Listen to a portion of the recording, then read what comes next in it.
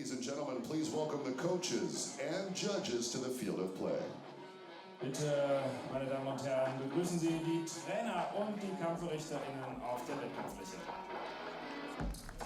Quarterfinal number 2 of the Compound Women's Individual Tournament, and it's another case of youth versus experience as Turkey take on Chinese Taipei.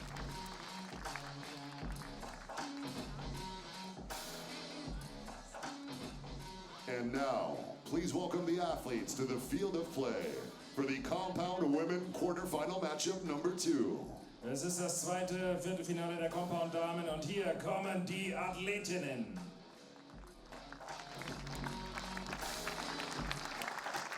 Quarterfinal number 2 in the Compound Women's Individual Tournament.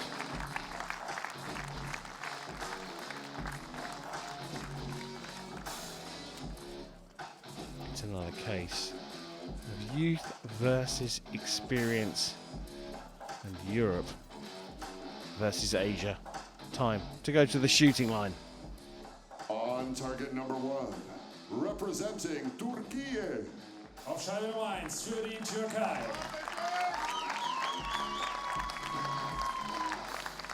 Ipek Tomruk.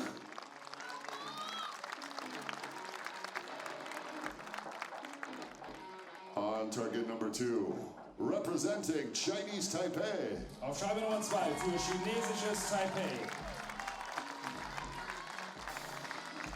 Chen Li Ju.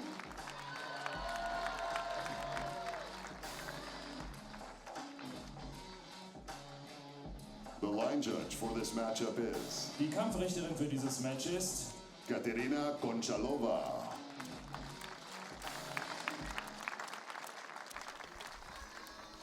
Chef, I'm going to be quite honest with you. I've got no idea who's going to win this one.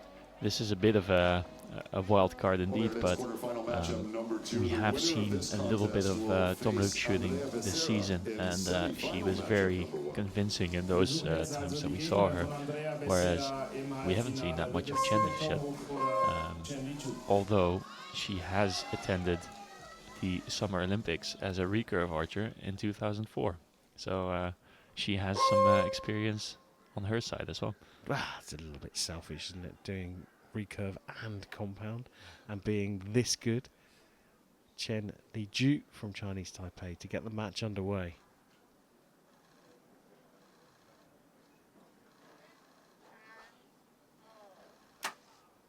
A bit close to the buzzer there, and I don't think I heard her coach count down for her, so maybe that was a bit close for comfort. Much faster shooting from Tomruk. Is that going to put the 42-year-old under pressure? Well, it might, because if she takes that long with all of her shots, which she doesn't, which is apparent now, but if she struggles with time and then her opponent shoots really fast, it means that she doesn't have too much time in between her shots to load her arrow and get some moment for herself. So in that regard, you can put some pressure on your opponent if you're a really fast shot. Yeah, it certainly looks like Tomruk, who looks very calm and collected and cool, shoots very fast. This time I could hear her coach counting down, so I think either they realized or I didn't hear it the first time.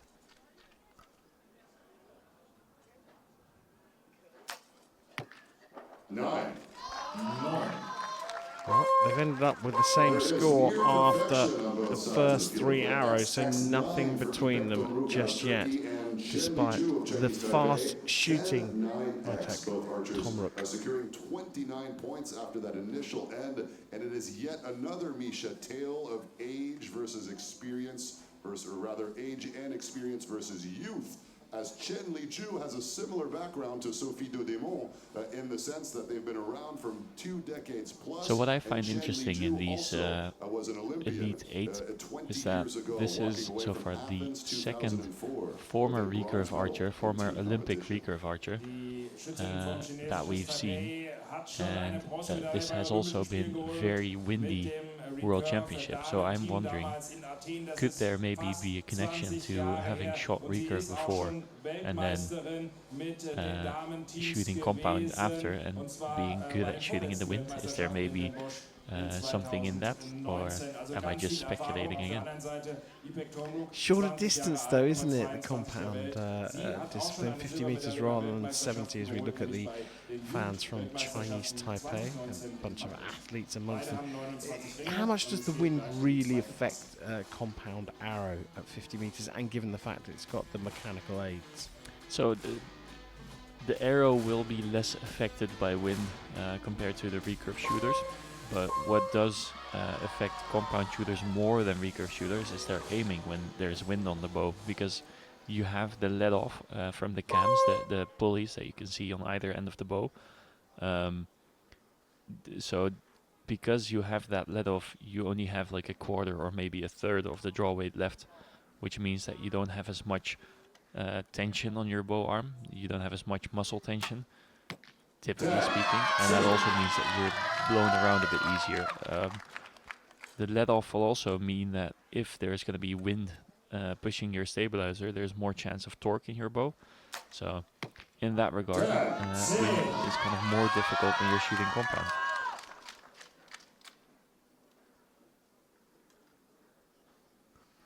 Well, both starting the second end in the middle of the target.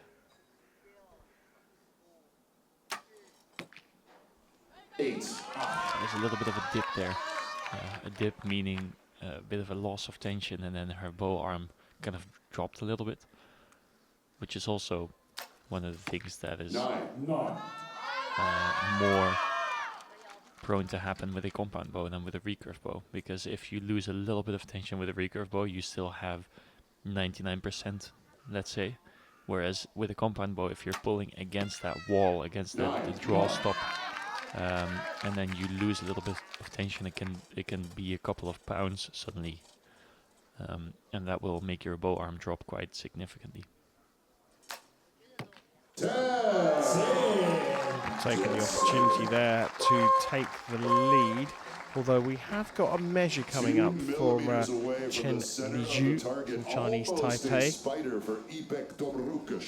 First instincts say that it doesn't catch the line, but I'm once again very happy for the target judge to be there to prove me wrong. I tend to agree with you that that middle arrow looks like an 8. Yeah, you can just see there a little bit of like not a twitch, but like a stumble before the shot went off, and it just resulted in her sight probably dropping below the middle. So we've got a good shot of the guiding of the bow as the arrow was released. How much of a difference does that really make?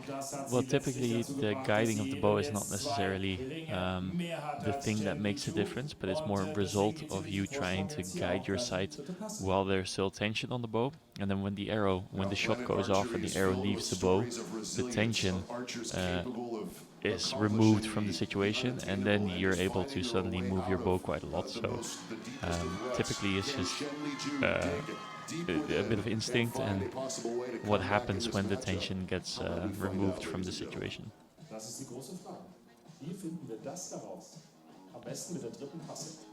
Tomruk looking very comfortable, Chef. She seems to be very much in the zone, but in a relaxed way. Yeah, and I feel like she's really grown into her role of being a top-level athlete. If you compare how she's shooting now to what we've seen from her before, it seems like every time we see her on the stage, she's a bit more comfortable and really growing into that role, basically. End number 3, Tomruk versus Chen, Turkey versus Chinese Taipei. Quarterfinal stage of this compound women's individual, and Chen starting with a low 9. She's had a couple of low arrows, hasn't she? Yeah, she did indeed, and I don't know, this last one didn't seem too bad to me, but it's such small margins, and in that shot that we saw previously of her throwing her bow around, the target seemed quite big, but that's more because of, you know, the amount of zoom that the camera put on there. I saw a post on social media last night, actually, when I was scrolling my phone, of somebody showing what it's actually like, what the perspective is actually like, and they were holding a penny, and they were holding it with a straight arm in front of them, and it was covering the whole target butt. So just to give you a little bit of perspective, that gold that they're shooting on, the middle of the target, the 10 ring is only 8 centimeters across, and they're shooting at a distance of 50 meters. So it's actually not that big. It seems big on camera, but it's not big.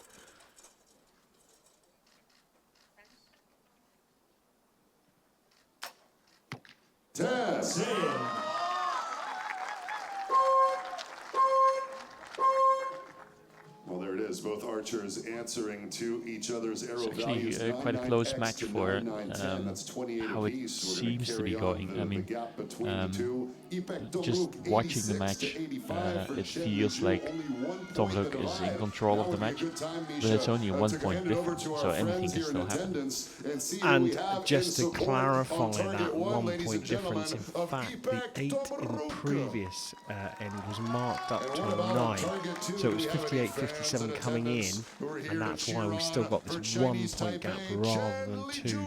that we saw before. Yeah, that distance you were talking about. The thing is, the athletes at this level, the Elite 8 here in the compound women's quarterfinals, they shoot, what, thousands of arrows a week, or at least hundreds of arrows a week. In training, they're going to hit 9s and 10s most of the time. The sport is more than that, though, isn't it? The mental side, the psychological side, the frame of mind. Yeah, it's. I think what I try to tell people that are new to archery is, archery is in the beginning a very technical and physical sport where you have to learn how to, you know, shoot a bow properly, and you have to learn how to hold a string, and like there are so many nuances to the technique. At a certain point, that kind of shifts. So it's like in the beginning it's 90% technical, 10% mental. At the level that the shooters are shooting, what we're watching now, I think that's flipped. So it's 10% technical. They know what to do. They have a couple technical cues in matches like these. But 90% of this is just mental warfare. It's what's between the ears. Tomruk showing at the moment, like Becerra did in the first quarterfinal, that she's here to play. She is indeed. And maybe not as convincing just yet as what we were seeing from Andrea Becerra, but she is growing into the match, I feel, and really showing why she shot herself into the Elite 8.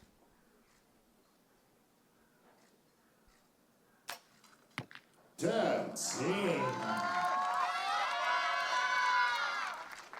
think one of the reasons that she was able to get into the Elite 8 is that when they're training in Turkey, they actually typically shoot on windy fields. And as we've mentioned before, this whole week it's been quite a windy competition. So I think her shooting with a trigger release, as we can see here clearly, gives her the opportunity to shoot an arrow whenever the wind is at its least disturbing, maybe. But also the fact that she's probably used to shooting in wind. Yeah, one of the High-End Archery World Cups is on the beach in Antalya on the turquoise coast, and beautiful weather usually when we're there. It's very warm, but it's always very windy as well as a coastal town. Tomruk growing in confidence.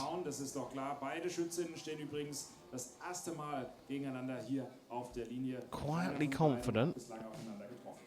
trying to take it in her stride. She looks pretty composed, though. Yeah, I think she's confident, and like we said before, she looks more confident than what we've seen from her before. But you can also definitely see that she's feeling the pressure. She's feeling the tension of trying to grab this first world title of her career. Yeah, just 20 years old, but in command now. Does have the 2-point lead that she was seeking going into end number 5.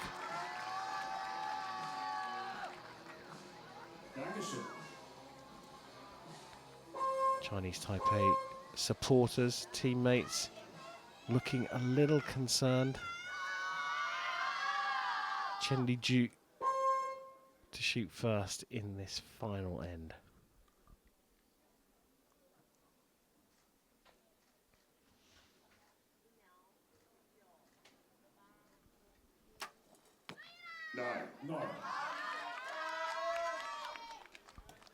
Actually, Chen is doing a very commendable job. She's really shooting quite well. It's just that Ipek Tomruk is just shooting a bit better and looks a bit more confident, looks a bit more composed. And I think just looking at the target of Chen, you can see that she could have done well adjusting her sight a little bit more. Yes, her best arrows are in the 10 ring. But sometimes in a situation like these, you don't want to look at only where your good arrows go, but where most of your arrows go and anticipate on that. Roughly said, if you make the same mistake every time, you're still consistent and you might want to move your sight to that.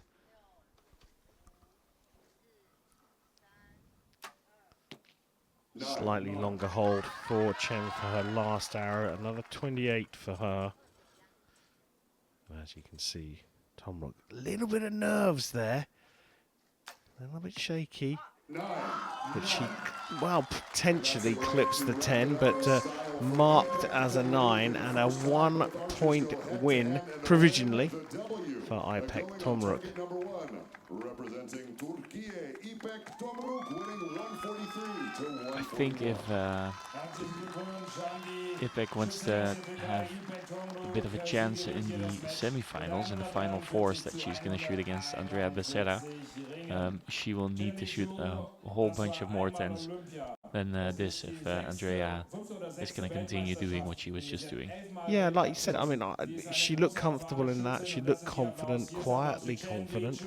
But like you said, not quite the dominant or the dominance that Becerra showed. Yeah, maybe confident, but maybe not as consistent as we saw from Andrea Becerra. But that said, she is through to the final four, and they both start at 0 points. So she has everything to play for. So many decades. Let's bring them out in style indeed. Chen Li Ju, Ipek Tomruk. Later on this morning, we'll see Ipek Tomruk up against Andrea Becerra.